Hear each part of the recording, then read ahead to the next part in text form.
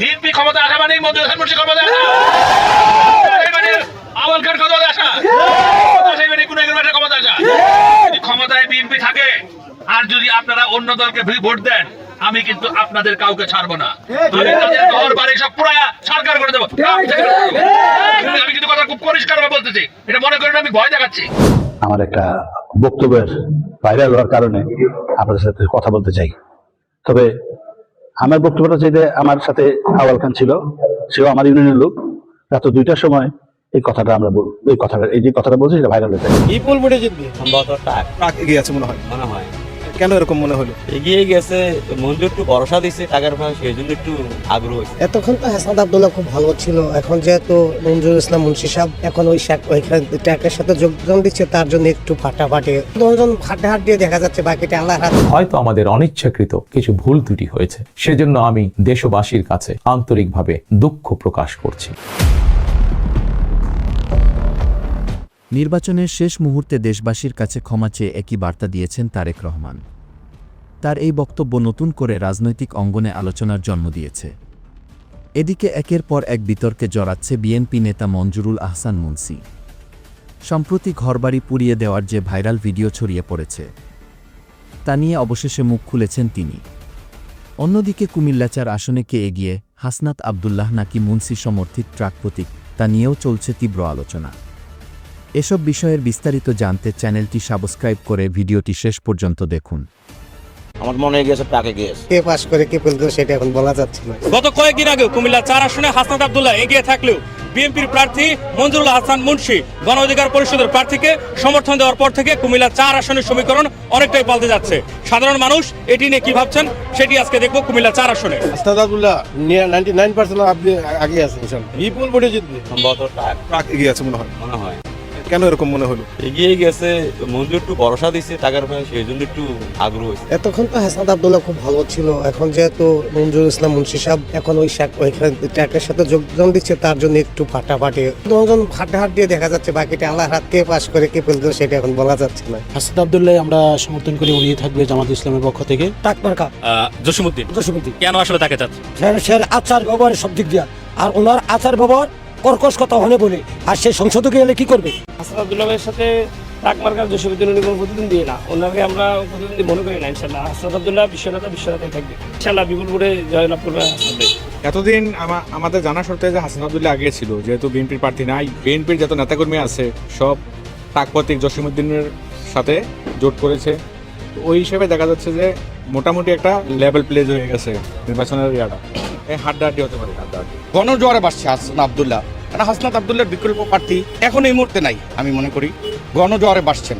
অনেকেই বলছেন জসিমউদ্দিনকে বিএনপি প্রার্থীরা যারা রয়েছেন তারা সমর্থন দেওয়ার পর থেকে তার ভোটের মাঠ খানিকটা গরম হতে শুরু করছে, কি মনে হয়? গরম হতে শুরু করছে দেখতে পাচ্ছি, কিন্তু শুনতে পাচ্ছি, কিন্তু মাঠে পর্যায়ে এটা খেলা হবে, 12 তারিখ বোঝা যাবে কার কতটুকু দৌড়। কুমিল্লা-4 আসনে হাসনাত আব্দুল্লাহ রয়েছে এবং আরো একজন প্রার্থী রয়েছে জসিমউদ্দিন ট্রাক প্রতীক, এবং অন্যান্য প্রার্থী যারা রয়েছিলেন বিভিন্ন কারণে বলছে দুজন প্রার্থী এই মুহূর্তে শক্ত অবস্থানে দাঁড়িয়েছে। আপনার কাছে আসলে কি মনে হচ্ছে, কি এগিয়ে আছে? আমার মনে গেছে টাকা গেছে। আর কি কারণে আসলে এগিয়ে আছে? এলাকার লোক হিসাবে আমাদের জনগণ চাই আর হাসনাত আব্দুল্লাহ আসলে কেন পিছিয়েছে কি মনে করছেন এই শেষ মুহূর্তে এসে? উনি কথা বেশ তত সুবিধাজনক না, মানুষের সাথে তার ভাষা ততটা সুবিধাজনক না, কিন্তু জসিমউদ্দিনের ভাষা খুব মধুর ভাষা। আমি আশা করছি যে হাসনাত আব্দুল্লাহ বিপুল ভোটে সে জয়লাভ করবে। বিরোধী প্রার্থী জসিমউদ্দিন সাহেব আছে ওনার সাথে, তো উনি মনে হচ্ছে না যে একটা চেয়ারম্যানের ভোট সে পাবে। আমরা তুলাগাঁও গ্রামে হাসনাতের গিয়ে বেশি কারণ আমাদের ভুলি আর কি মানুষের কাছে, আমরা নিজেরা কোনো দল করি। ট্রাক প্রতীকে অনেকেই বলছেন যে তার সমর্থক বেড়ে যাচ্ছে এই বেশ শেষ কয়েকদিনে। শেষ করে কালকার থেকে না কিছু করতে আছে, তারা নাকি বিএনপি নেতা কর্মী আসছে। হাসনাত আব্দুল্লাহ খুব ভালো এগিয়ে আছে এবং কি ভালো অনেক ভালো। ট্রাক প্রতীক অনেকেই বলছেন এগিয়ে আছে, এটা আসলে কতটুকু সত্য? এইটা এই মুখে একটা তালে কয় আর কি, আসলে হাসনাত অনেক এগিয়ে আছে। হাড্ডাহাড্ডি লড়াই হতে পারে নাকি বিপুল ভোটে জিতে যেতে পারে হাসনাত আব্দুল্লাহ? হাসনাত আব্দুল্লাহ অনেক ভালো ভোটে। আমার মামা হোক, আপনার খেলা আছে, আমার মামা রবি তারা দিয়েছিলাম জরিপ নিয়ে দিয়েছিলাম না, আমি কিন্তু ছাড়ি নাই কিন্তু কাউরে।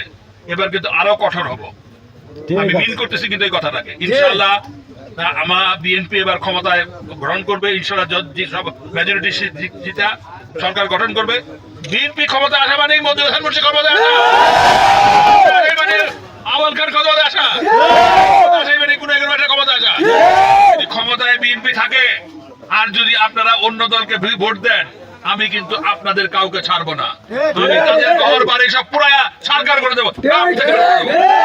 আমি কিন্তু কথা খুব পরিষ্কার ভাবে বলতেছি, এটা মনে করেন আমি ভয় দেখাচ্ছি। আমি পরিষ্কার করে বলতেছি, কথা আপনি রেকর্ড করে বলে দিতে পারেন, যে ইয়েতে ফেসবুকে ছেড়ে দিতে পারেন, আমার অসুবিধা নাই।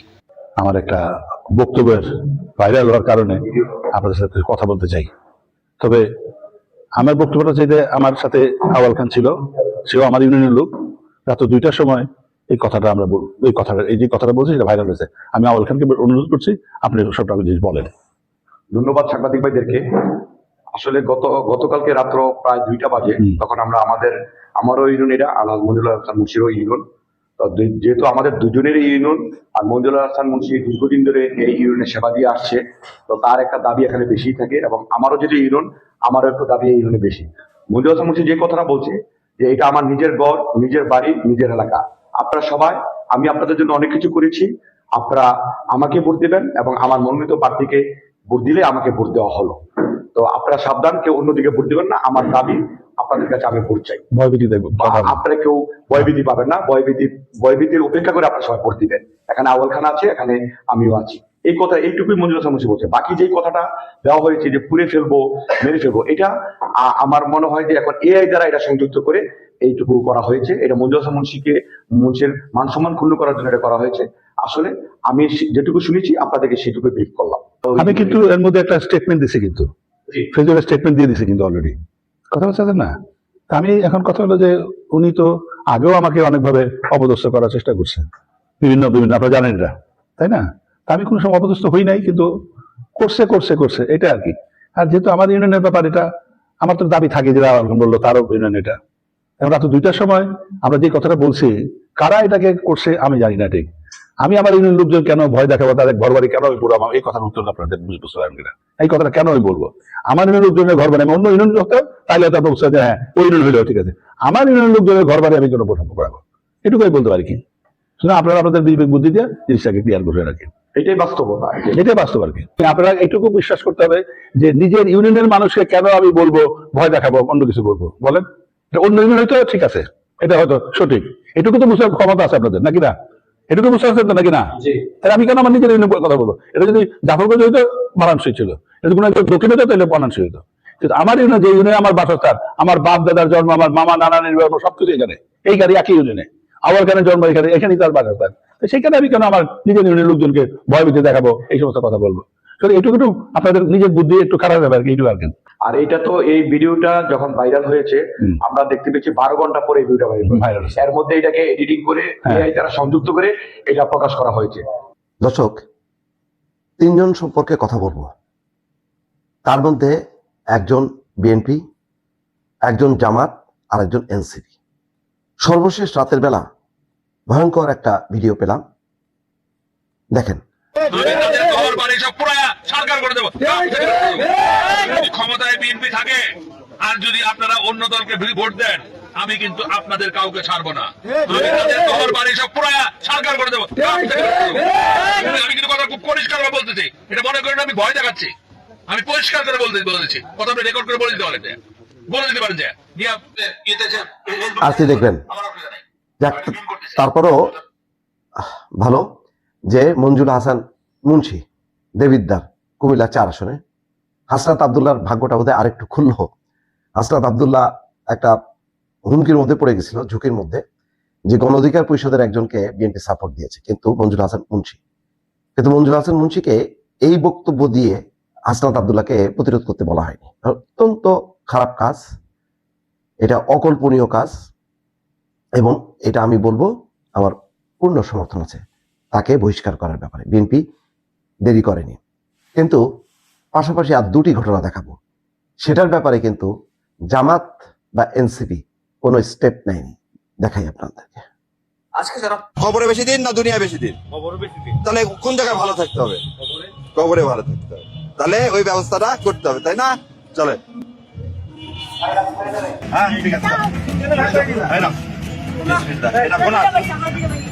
তোমার দুটো পানি আচ্ছা,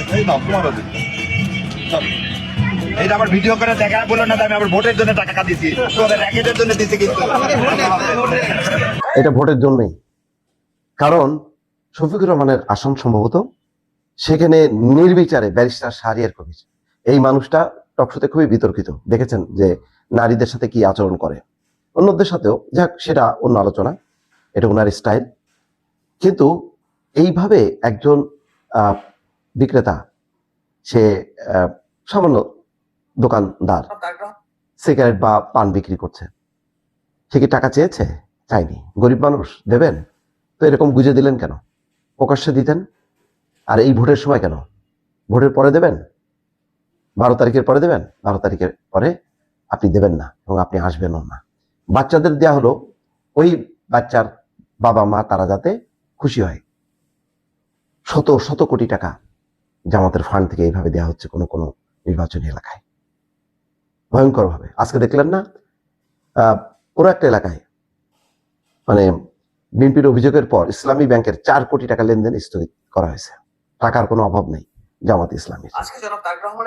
যাই হোক, আরেকটা দেখেন তো, এইটার ব্যাপারে জামাত ইসলাম কি কোনো স্টেপ নিয়েছে? নেয়নি। আরেকটা দেখেন, এটা কি আপনি কি বলবেন? গায়ে পড়ে ঝগড়া নাকি কি?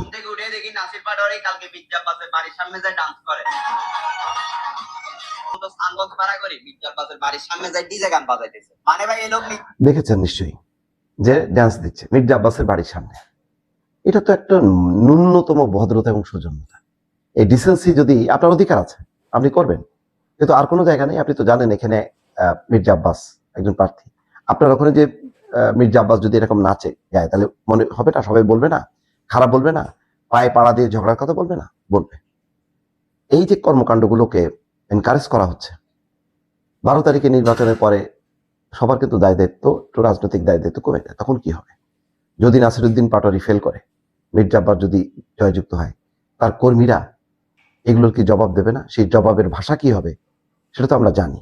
সেটাকে আমি সমর্থন করছি না, কিন্তু আপনি তো মানে খোঁচায় খোঁচায় খোঁচায় খোঁচায় আপনি একটা লাথি খাওয়ার একটা ব্যবস্থা করলেন।